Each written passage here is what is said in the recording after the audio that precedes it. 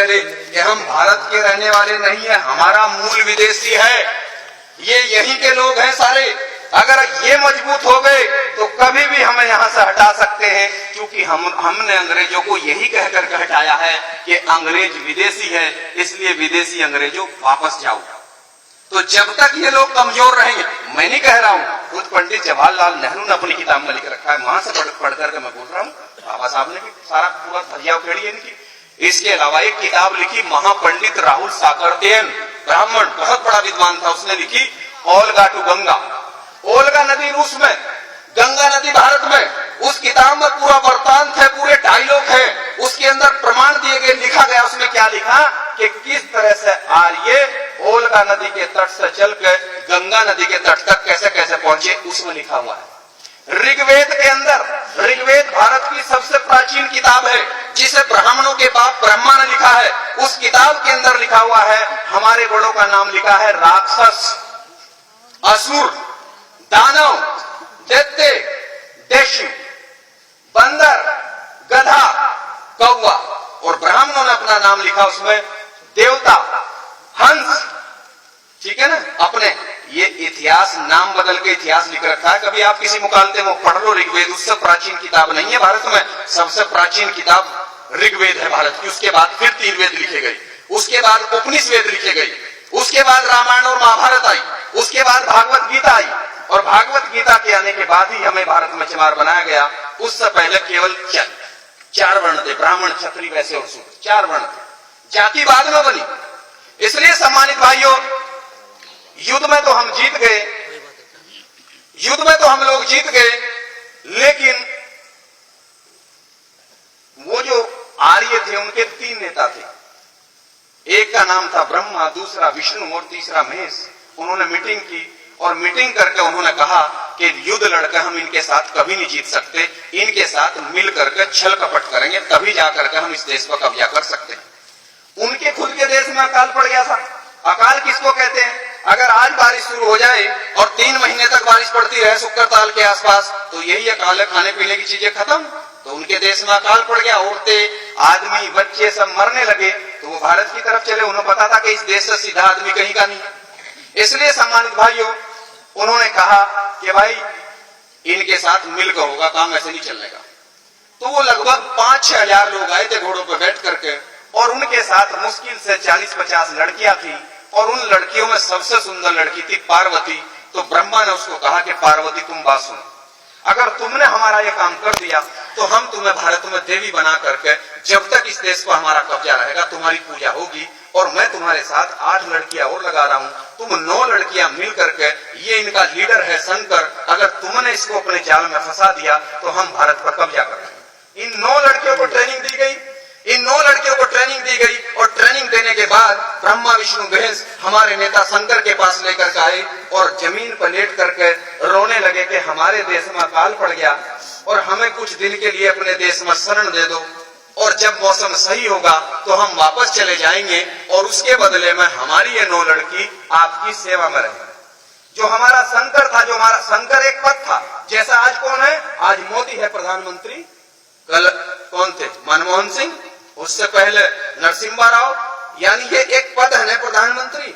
तो उस समय हमारा द्रविड़ संस्कृति में, सिंधु घाटी की सभ्यता में हमारा एक पद था शंकर। शंकर कोई एक आदमी था, हमने वो नेता चुन रखा था अपना, वो था, अगर दिक्कत होगी तो फिर दूसरा बना लेते थे। तो उसने कहा भाई ठीक है, चलो मैं आपको टाइम दे रहा हूँ, 6 महीने भारत में रह लो, जब मौसम सही होगा वापस जाना पड़ेगा। तो वो जो 9 लड़कियां थी, वो घूमने के बहाने सिंधु घाटी के बॉर्डर से हटाकर, उन्हें अफगानिस्तान से हटाकर चीन के बॉर्डर की तरफ लेकर आई घूमने के बहाने, और उन्होंने यही हमारे पड़ोस में सारा काम हुआ। इस शहर का नाम भी लिखा महाभारत कालीन, क्योंकि कहीं आसमान में महाभारत नहीं है, सब यहीं की कहानियां हैं। हमें गुलाम यहीं आपके बराबर में बैठकर बनाया गया। चीन के बॉर्डर से पहले है हरिद्वार, और हरिद्वार के नीचे है कनखल, उसी का एक छोटा सा कस्बा, उस समय गांव रहा होगा कभी। तो वहां पार्वती ने डेरा डाल दिया शंकर के साथ, और भांग धतूरा शराब और गांजा पिला पिला करके इसको पागल कर दिया। और इस तरह से जब आर्यों को यह पता लगा कि हमारी लड़कियों ने काम सही कर दिया, तो उधर से आर्यों ने अपना घेरा डाल दिया। इस देश का नाम जम्बू द्वीप था, उन्होंने इसका नाम बदलकर तुरंत कर दिया आर्यव्रत। व्रत का मतलब होता है घेरा, यानी यानी आर्यों ने घेरा डाल दिया। घेरा तो डलेगा ही जब जिस देश का नेता ही बेईमान उनके चक्कर में फंस गया और उनको शरण दे दी भारत में, और उसने अपने इतिहास को पढ़ने की कोशिश नहीं की, इस चक्कर में उन्होंने भारत में कब्जा कर लिया।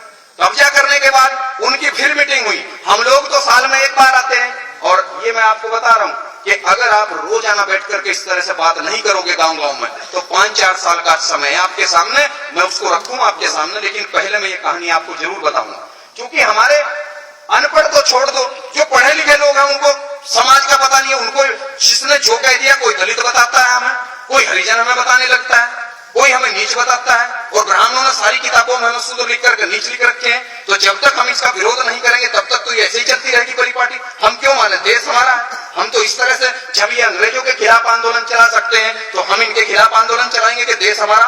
पूरी दुनिया का ये कानून बना हुआ है, हमने पढ़ा है, यूएनओ का कानून है, संयुक्त राष्ट्र संघ का कानून है कि कोई भी विदेशी किसी देश में केवल रह सकता है, नौकरी कर सकता है, कारोबार कर सकता है, लेकिन हुकूमत नहीं कर सकता। और ब्राह्मण भारत के अंदर हुकूमत भी कर रहा है, और धर्म का सारा काम भी उसने, सारी ठेकेदारी उसने ले रखी है, सारा कारोबार उसके पास है। जब कानून ये बना हुआ कि वो राज नहीं कर सकते, तो फिर इस देश पर राज कैसे चल रहा उनका? वो हमारी बेवकूफत और हमारी मूर्खता में चल रहा है कि जितने महापुरुषों ने आंदोलन चलाया, हम अपने आजादी के आंदोलन को छोड़ करके भक्ति के आंदोलन में शामिल हो जाते हैं, और इस तरह से वो भक्ति के चक्कर में हमारा सत्यानाश कर देते हैं। क्योंकि भक्ति का मतलब, भगत का मतलब हिंदी में होता है दास, और उर्दू में भगत का मतलब है गुलाम। और हमारी लड़ाई है मुक्ति यानी आजादी की लड़ाई।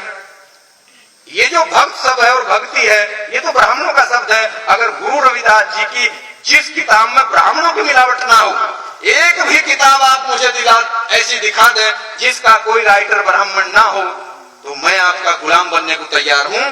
क्योंकि मेरे भाइयों, उनका आंदोलन मुक्ति का आंदोलन था, आजादी का आंदोलन था। ज्योतिबा फूले का आजादी का आंदोलन था।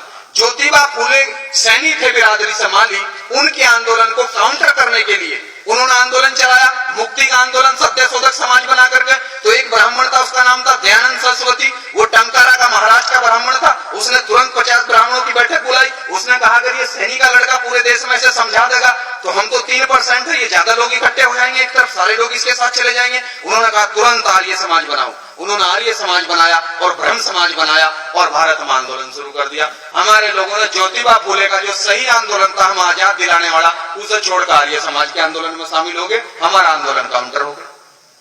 तो कितने उदाहरण मैं आपको दूं, इस तरह से हमारा आंदोलन काउंटर होता है भारत में। इसलिए सम्मानित भाइयों, उसमें क्या हुआ, उन्होंने मीटिंग की। मीटिंग करके उन्होंने कहा भाई हमारी लड़कियों ने काम तो बहुत सही कर दिया, चलो संकट तो फंसा, लेकिन इनका क्या करोगे? जो भोले, भोले का मतलब है भारत की जनता, वो हमें बोलते हैं भोला। वो हमें भोला इसलिए बोलते हैं कि हम इतने भोले हैं कि 5000 साल से हमारा सत्यानाश कौन कर रहा, हमें आज तक यही पता नहीं कि हमारा सत्यानाश कौन कर रहा। हम भगवान को कह रहे हैं कि मेरी तो किस्मत बहुत गलत लिखी थी। अरे कोई भगवान हमारी किस्मत खराब नहीं कर रहा, हमारी किस्मत तो इन्होंने खराब कर रखी है, समझिए ना। इसलिए वो हमें भोला बोल रहे हैं, वो तो सही बोल रहे हैं। एक बार हम एक मंदिर में गए तो हमने कहा भाई, अब हम जानते थे इसको, मगर पंडित जी ये बताओ, ये जो शंकर भगवान की मूर्ति है, इसके माथे में भी एक आंख है, ये क्या है? कहने के बच्चा इसे मत पूछो। आज क्यों नहीं बताओ मगर इसके बारे में? कहने लगे अगर भोले ने आंख खोल ली तो धरती में परले आ जाएगी। परले, अगर इसकी संधि विच्छेद करो इस शब्द की, तो पर का मतलब होता है पराई और लय का मतलब होता है व्यवस्था। यानी अब उनकी व्यवस्था इस देश में, तो ये व्यवस्था पराई हो जाएगी। और अगर भोले ने आंख खोल ली तो व्यवस्था तख्ता पलट हो जाएगा, परले आ जाएगी। तो इसका मतलब क्या? भोले कौन है? हम। और यहाँ क्या होता है? दिमाग, बुद्धि।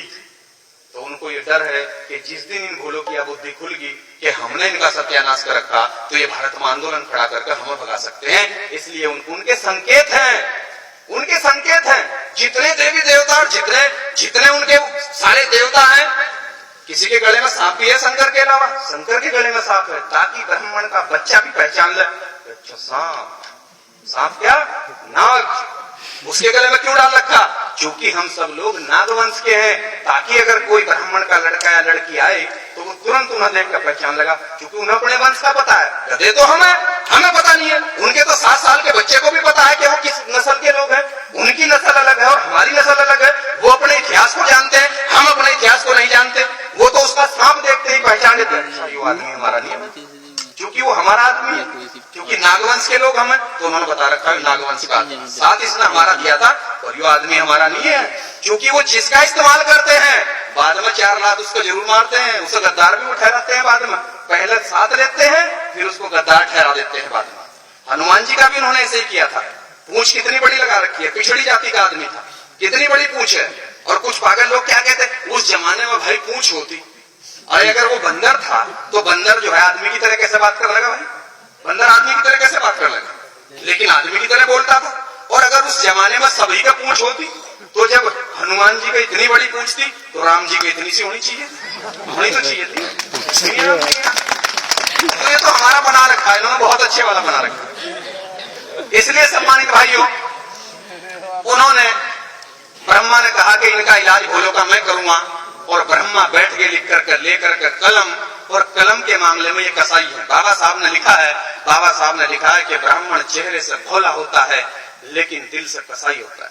और जब वो कलम उठाता है, अंग्रेजों ने भी लिखा है, W.B. जॉर्ज अंग्रेज ने लिखा है कि जब ब्राह्मण कलम उठाता है तो वो उससे लोगों को अधिकार वंचित करता है, वो सबको अधिकार से महरूम करता है, वो किसी को अधिकार नहीं देना चाहता, अधिकार वो अपने पास रखना चाहता है, बाकी सबको वो गुलाम बनाकर रखना चाहता है। जब भी वो कलम उठाता है तो ब्रह्मा ने कलम उठाई और कलम उठा करके उसने लिखा ऋग्वेद, और ऋग्वेद लिख करके उसने कहा पूरे देश में ढूंढी पिटी कि भाई यह किताब भगवान ने लिखी है। अब भगवान कौन, हम समझ रहे कि भगवान ब्रह्मा उनका बाप था, उनका नेता था, जैसा हमारा नेता शंकर था उनका नेता वो था। कि भाई ये उसने भगवान ने किताब लिख दी, और इस किताब में जो लिख दिया जो सबको मानना पड़ेगा। अब उस किताब में उन्होंने क्या लिखा, उसमें उन्होंने लिखा पहले नंबर पर ब्राह्मण होगा और इसका काम पढ़ना और पढ़ाना होगा, दूसरे नंबर पर क्षत्रिय होगा, इसका काम हथियार रखना होगा और देश पर राज करना होगा, तीसरे नंबर पर वैश्य होगा, भारत की सारी जमीनें इसकी होंगी, जमीनें हमारी थी, जमीनें सारी बनियों को दे दी। अगर इस देश में अंग्रेज ना आते, मुगल ना आते और बाबा साहब संविधान न लिखते तो चाहे जाट हो या गुजर हो या कोई हो, 1 इंच जमीन किसी के पास नहीं थी, सारी जमीनें ऋग्वेद लिख करके बनियों को दे दी गई थी। गांव के गांव, अब से 300 साल पहले गांव के गांव बनियों के होते थे। और जो पुराना आदमी यहाँ बैठा होगा, जिनको थोड़ी सी भी समझदारी होगी, उनको पता होगा कि ये तो आजादी से पहले तक सारा का सारा जमीनें तो बनियों के हाथ में थी, जबकि जमीनें हमारी थी सारी। इसलिए सम्मानित भाइयों, उन्होंने तीनों ने काम ले लिया, एक ने पढ़ने लिखने का काम ले लिया, एक ने राज करना ले लिया और एक ने सारा कारोबार ले लिया। और जो हम इस देश के असली मालिक थे, जिन्हें वो भोला कहते हैं,